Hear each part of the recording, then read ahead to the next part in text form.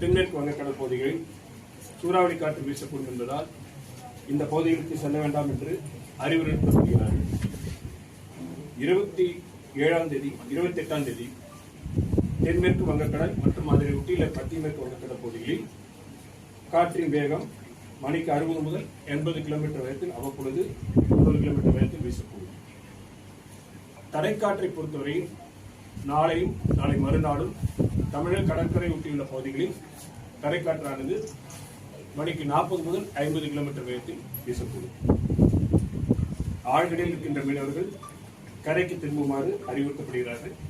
வடகிழக்கு பருவமழை பொறுத்தவரையில் தமிழகம், புதுவை, காரைக்கால் பகுதிகளில் பதிவான மழையின் அளவு 328 மில்லிமீட்டர் கடந்த அக்டோபர் 1 முதல் 2 வரையான காலகட்டத்தில். இந்த காலகட்டத்தின் இயல்பு அளவு 337 மில்லிமீட்டர். இயல்பை ஒட்டி மழை பெய்யும்.